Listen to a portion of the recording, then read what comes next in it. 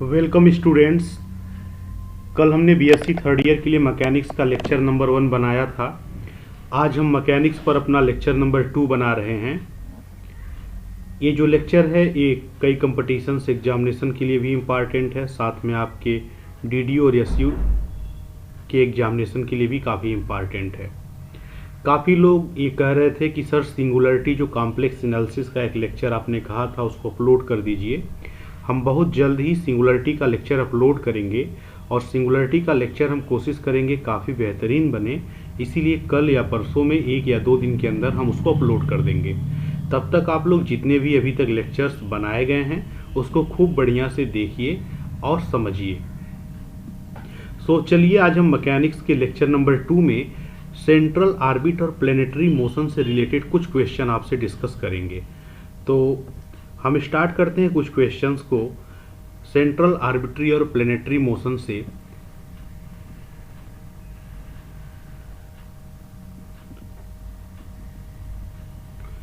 Time कम लगे बनाने में, क्योंकि आप लोगों का एग्जाम काफ़ी करीब है, इसीलिए हमने हैंड रिटन ही लिख लिया है, टाइप करने में टाइम लगता। सेंट्रल आर्बिट के बारे में आप सभी लोग जानते हैं कि सेंट्रल फोर्स के अंतर्गत जब कोई पार्टिकल किसी पाथ पे चलता है तो जो भी उसका पाथ है उसी को सेंट्रल आर्बिट बोलते हैं। क्वेश्चन नंबर 1 है कि the differential equation of the path of A particle, किसी पार्टिकल के पाथ का डिफरेंशियल इक्वेशन क्या होगा, विच मूव्स इन ए प्लेन, जो किसी प्लेन में मूव कर रहा हो, किसके द्वारा, विद एन एक्सेलरेशन, एक एक्सेलरेशन के अंतर्गत, always directed to a fixed point in the plane. आप सभी लोग जानते हैं कि जब कोई पार्टिकल मूव करता है किसी प्लेन में और अगर उसका एक्सेलरेशन डायरेक्टेड है किसी फिक्स पॉइंट की तरफ, तो इस तरह का जो भी मोशन होता है वो सेंट्रल फोर्स के अंतर्गत होता है। ऐसे ही तो फोर्स को हम लोग सेंट्रल फोर्स कहते हैं, जहाँ एक्सेलरेशन किसी एक फिक्स पॉइंट की तरफ लग रहा हो। और जब भी पार्टिकल इस एक्सेलरेशन के अंतर्गत चलेगा तो जो पाथ होगा उसी को सेंट्रल आर्बिट कहते हैं। तो ले दे करके यहाँ से यहाँ तक का जो सेंटेंस लिखा है कि पार्टिकल मूव कर रहा है किसी प्लेन पर किसी एक्सेलरेशन के द्वारा जो हमेशा फिक्स पॉइंट की तरफ जो है डायरेक्टेड है, ये पूरा कहने का मतलब इसका बस यही है कि सेंट्रल आर्बिट में घूम रहा है। तो कुल ले दे करके मसला यह निकला कि आपको डिफरेंशियल इक्वेशन किसी और चीज़ का नहीं बताना है, बस सेंट्रल आर्बिट का बताना है। तो यही क्वेश्चन जस्ट सिंपल मैनर से भी आपसे पूछ सकता है कि आप बताइए चारों में से कौन सा सेंट्रल आर्बिट का डिफरेंशियल इक्वेशन होगा। तो आप सभी लोग पढ़े होंगे, यहाँ पे हम जो कैपिटल P लिख रहे हैं, एग्जाम में यहाँ कैपिटल F भी लिखा हो सकता है, यही फोर्स है ना, यही आपका फोर्स है। तो आपका इक्वेशन होता है d2u/d θ² plus u equal to p/h² u²। यह ठीक है, u यही वाला u है, दोनों एक ही u है, अलग अलग नहीं है, ठीक है पूरी बात। अच्छा, h² क्या है आपका कांस्टेंट होता है, p क्या है आपका फोर्स है, यहाँ f भी बना हुआ हो सकता है। तो सभी लोगों को आई थिंक ये इक्वेशन याद होगा, यही आपका सेंट्रल आर्बिट का डिफरेंशियल इक्वेशन है। और एक पोलर फॉर्म में कहा जाता है। कौन से फॉर्म में है, पोलर फॉर्म में है। आप सोच रहे होंगे पोलर फॉर्म में क्यों बोल रहे हैं जब u लिखा हुआ है, r तो दिख नहीं रहा है। आप जानते हैं कि u जो है 1/r के प्लेस पर लिखा गया है। चलिए नेक्स्ट क्वेश्चन नंबर 2 में है कि डिफरेंशियल इक्वेशन सेंट्रल आर्बिट का पेडल फॉर्म में क्या होता है। इसी क्वेश्चन को लिख सकता था the differential equation of central orbit in p/r form. p/r form मतलब पेडल फॉर्म में ही है, p मतलब स्मॉल p है। तो आप जानते हैं इसमें से कौन सा है, आपको याद होना चाहिए। जो कैपिटल P हमने लिखा है, कैपिटल P फोर्स है और आपका ये जो है परपेंडिकुलर डिस्टेंस है टेंजेंट का, स्मॉल वाला p। तो डिफरेंशियल इक्वेशन जो होता है सेंट्रल आर्बिट का पेडल फॉर्म में यही होता है, capital P equal to h²/p³ dp/dr। आप इसको याद रखेंगे, इन दोनों के दोनों डिफरेंशियल इक्वेशंस को आप क्या रखेंगे, हमेशा याद रखेंगे। क्लियर। चलिए आगे बढ़ते हैं। कह रहा है कोई पार्टिकल डिस्क्राइब कर रहा है equiangular spiral r equal to ae⁻θ cot alpha under a force to the pole, then the law of central force is. कोई पार्टिकल डिस्क्राइब कर रहा है equiangular spiral. Equiangular spiral से आप लोग जानते होंगे, एक जो पहले मच्छर वाला कॉइल आता है ना, जिसको हम लोग जलाते हैं, वो कॉइल बना होता है जिस शेप में होता है, उसी को हम लोग जो है इक्वी एंगुलर स्पाइरल बोलते हैं, जो इस टाइप का ऐसे होता है, ठीक है। तो ये कह रहा है कि कोई पार्टिकल है इक्वी एंगुलर स्पाइरल पे घूम रहा है किसी फोर्स के अंतर्गत जो पोल की तरफ है, तो सेंट्रल फोर्स को आप कैसे जो है डिफाइन करेंगे। तो आप जानते हैं यहाँ पे आर थीटा में दिया है। आप लोग ऐसा बहुत सारा क्वेश्चन भी सॉल्व किए होंगे डिफरेंशियल इक्वेशन में। अगर आप पुट करेंगे तो आपको यहाँ से ला पता चल जाएगा कि आपका जो ला होगा वो कैसा बनेगा। तो इसको सॉल्व करने पर आपका जो ला है वो P directly proportional to 1/r³ आ जाता है। ठीक है, तो आप इस बात को याद रखेंगे, P जो होगा वो डायरेक्टली प्रोपोर्शनल टू क्या हो जाएगा, r³ हो जाएगा। नेक्स्ट है आपका if A system is conservative. आप जानते हो कि सिस्टम कंजर्वेटिव कब होता है। किसी भी सिस्टम को कंजर्वेटिव तब कहते हैं जब काइनेटिक प्लस पोटेंशियल एनर्जी का सम कांस्टेंट हो। तो कह रहा है कि कोई सिस्टम अगर कंजर्वेटिव है तो इसका होने का क्या शर्त है। आप इसको बड़ी अच्छे से याद रखिएगा, ही लास्ट वाला शर्त होता है du/d θ का square plus u square equal to 2e - v/h square. h constant है, e टोटल एनर्जी है और v आपका क्या है, पोटेंशियल एनर्जी है। तो यही वाला जो होता है इक्वेशन, बड़ा ध्यान से इसको आप लोग देख लीजिए ताकि भूले ना, यही आपका इक्वेशन होता है जो कंजर्वेटिव सिस्टम के लिए होता है। ठीक है पूरी बात। चलिए इसके बाद नेक्स्ट कह रहा है कि एप्स पॉइंट पे क्या होता है। आप जानते हैं कि सेंट्रल ऑर्बिट पे जो सेंट्रल ऑर्बिट है, एप्स क्या होता है, जो मिनिमम डिस्टेंस या मैक्सिमम डिस्टेंस या यूँ कह लो एक्सट्रीमम डिस्टेंस वाला पॉइंट, उसी को एप्स बोलते हैं ना। तो एप्स के पॉइंट पे रिजल्ट होता है कि dr/d θ 0 होता है। और चूंकि dr/d θ 0 होता है और आप जानते हैं कि u = 1/r होता है, जब आप पुट करेंगे u की जगह 1/r और इसका इस्तेमाल करेंगे तो a भी 0 हो जाएगा। तो एप्स वाले पॉइंट पे याद रखिए dr/d θ 0 होता है और du/d θ भी 0 होता है और जो p है वो r के इक्वल हो जाता है। ये तीनों रिजल्ट बड़ी ही इंपॉर्टेंट है, आप याद रखेंगे कि एप्स वाले पॉइंट पे ये तीनों रिजल्ट होल्ड करते हैं, इसीलिए ऑल ऑफ द एबव होगा। ठीक है, फिर नेक्स्ट है एप्स पर क्या होता है। एप्स पे जो फाई होता है वो π/2 होता है। इसको याद रखिएगा, एप्स पर जो फाई होता है वो 90 डिग्री होता है। क्लियर है पूरी बात। तो ये भी रिजल्ट बड़ा इंपॉर्टेंट है। कहने का मतलब एप्स वाले पॉइंट पे dr/d θ का 0 होना, du/d θ का 0 होना, p का r होना और फाई का π/2 होना, ये बड़ा इंपॉर्टेंट रिजल्ट माना जाता है। नेक्स्ट क्वेश्चन कह रहा है कि नंबर ऑफ एप्स किसी इलिप्स के लिए कितने होते हैं। अगर कोई इलिप्स है, आपसे कहा जाए कि बताइए कि उस इलिप्स के पास नंबर ऑफ एप्स कितने होंगे, तो आप कैसे बताएंगे। हम आपको बता रहे हैं कि कैसे आप नंबर ऑफ एप्स बता सकते हैं किसी इलिप्स के ऊपर। जैसे सपोज कर लीजिए कि आपके पास कोई भी एक इलिप्स है ना।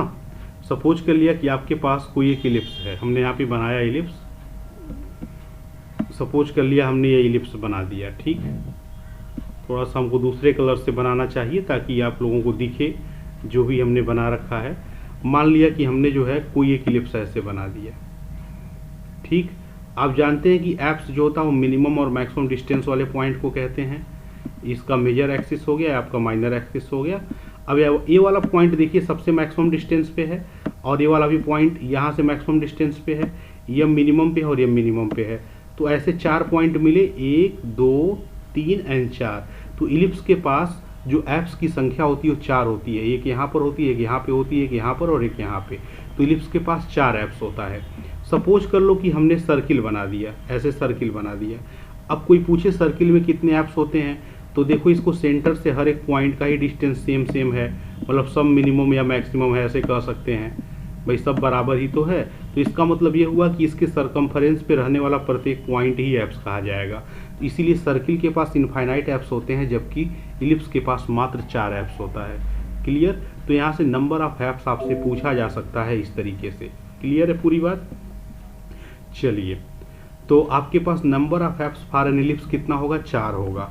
और अगला क्वेश्चन हमारा यही है कि नंबर ऑफ एप्स पॉइंट किसी सर्किल के लिए कितने होंगे, तो आपका आंसर होगा इनफाइनाइट। अभी आपने देखा क्यों इनफाइनाइट होता है।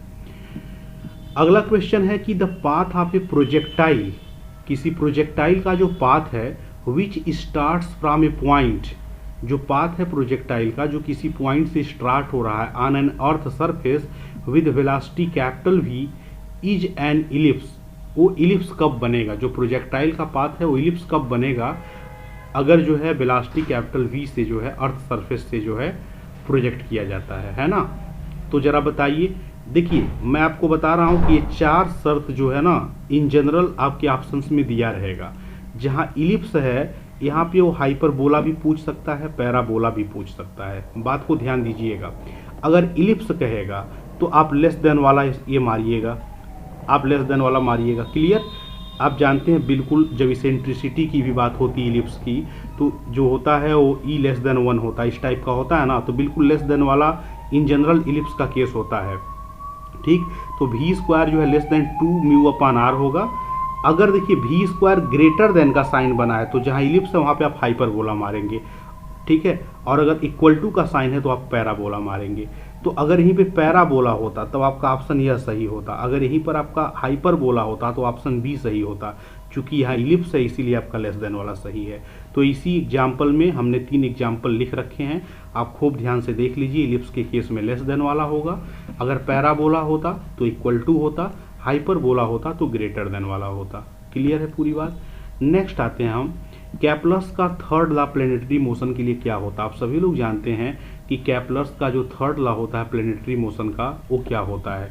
टी स्क्वायर जो होता है वो डायरेक्टली प्रोपोर्शनल होता है। किसके होता है डायरेक्टली प्रोपोर्शनल? आपने पढ़ा होगा कि जो होता है डायरेक्टली प्रोपोर्शनल हो जाता है आपका ए क्यूब के। आपका ऑप्शन नंबर यह सही होगा, बी।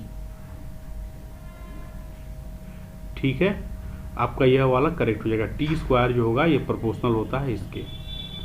नेक्स्ट है कि the periodic time of A satellite moving around a planet.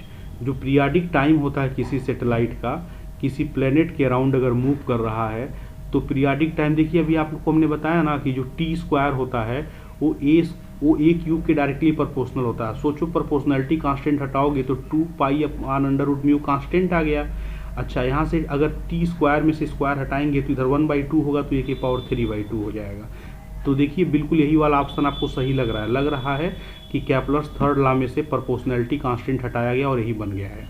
बाकी और कोई बनने का चांस नहीं दिख रहा है, क्योंकि यहाँ टी स्क्वायर होता है इसीलिए इधर आकर के 3/2 हो गया है। बात क्लियर है? तो आपका जो पीरियाडिक टाइम होगा सैटेलाइट का किसी प्लेनेट के राउंड अगर मूव कर रहा है तो इसी वाले इक्वेशन के द्वारा देखा जाएगा। क्लियर पूरी बात? नेक्स्ट क्वेश्चन है, अगर v1 v2 लीनियर वेलोसिटीज हैं, v1 और v2 क्या हैं? लीनियर वेलोसिटीज हैं। किसके? किसी प्लैनेट के। When it is respectively nearest and farthest from the sun. अगर प्लैनेट बिल्कुल सन के नियरेस्ट पर है, मतलब बिल्कुल जब नज़दीक है, तो उस सिचुएशन में जो आपका प्लैनेट का वेलोसिटी है वो v1 है, और जब सन से बहुत ज़्यादा दूरी पर है, मैक्सिमम दूरी पर है, तब उसका जो है वेलोसिटी v2 है। तो ऐसी सिचुएशन में आपका कौन सा सही होगा? जहाँ ई लिखा हुआ आप सभी लोग जानते हैं कि जो प्लैनेट होता है वो जो है एक इलिप्टिकल पाथ पे चलता है, तो ई सेंट्रिसिटी को ही रिप्रेजेंट कर रहा है। क्लियर है पूरी बात? तो इस रिजल्ट को आप याद रखिएगा, 1 - c upon 1 + c equal to v2/v1। भाई देखो इस इक्वेशन को बदल के भी एग्जाम में दे सकता है, v1 का इधर मल्टीप्लाई कर देगा, इसका इधर मल्टीप्लाई कर देगा।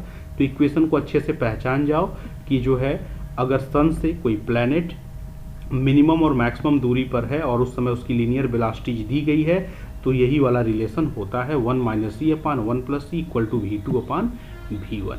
तो आज के लिए बस हम इतना ही चर्चा करेंगे। अगले टर्म पे आपको हम मोमेंट ऑफ इनर्शिया डिअलेम्बर्ट प्रिंसिपल पर कुछ बताएंगे, क्वेश्चंस एमसीक्यू कैसे बनेंगे, और सिंगुलरिटी का डिस्कशन हम कॉम्प्लेक्स एनालिसिस में पक्का करेंगे। तो आने वाले समय में हम कल या परसों में ही आपको 2 और वीडियो प्रोवाइड कराएंगे। आप लोग पढ़िए, बेस्ट ऑफ लक। एक बार और हम आप लोगों को याद दिला दें कि हमने मीट्रिक स्पेस का, टेंसर का, डिफरेंशियल ज्योमेट्री का और कॉम्प्लेक्स एनालिसिस का तमाम सारा वीडियो बनाया है। हमारे यूट्यूब चैनल की प्लेलिस्ट में आपको मिल जाएगा, वहाँ से आप लोग देखिए और तैयारी करिए। सो आप लोग अच्छे से तैयार करिए सब कुछ। आज के क्लास में बस हम इतना ही डिस्कस करेंगे।